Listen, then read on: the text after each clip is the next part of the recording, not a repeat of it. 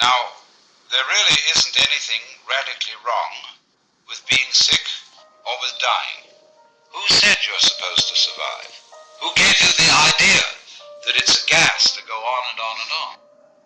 And we can't say that it's a good thing for everything to go on living. A very simple demonstration that if we enable everybody to go on living, we overcrowd ourselves.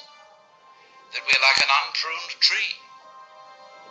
And so therefore, one person who dies in a way is honorable because he's making room for others. And the panic that all life everywhere must be saved, although each one of us individually will naturally appreciate it when anybody saves our life, if we apply that case, you see, all around, we can see that it's not workable.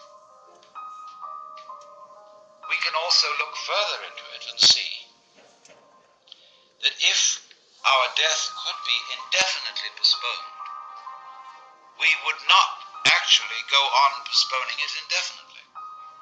Because after a certain point, we would realize that that isn't the way in which we wanted to survive.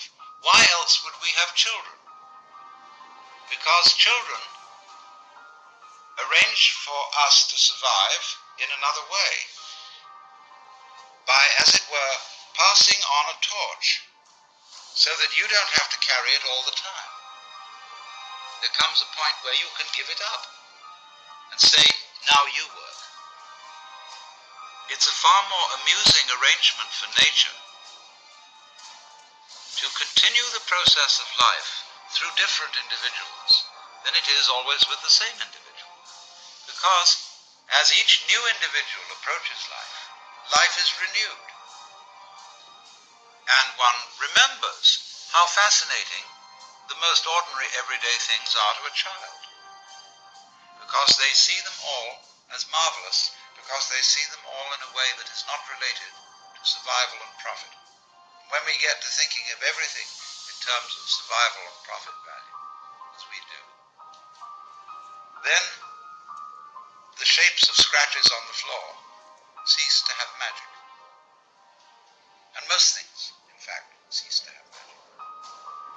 So therefore, in the course of nature, once we have ceased to see magic in the world anymore, we are no longer fulfilling nature's game of being aware of itself.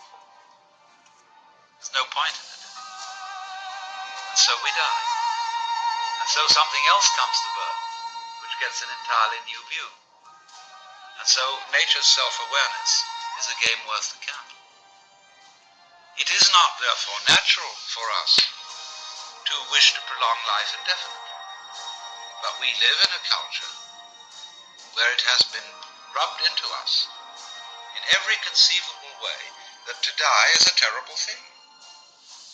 And that is a tremendous disease from which our culture in particular suffers. And we notice it firstly in the way in which death is swept under the carpet. And so the person is left to die alone, suddenly, unprepared, and doped up to the point where death hardly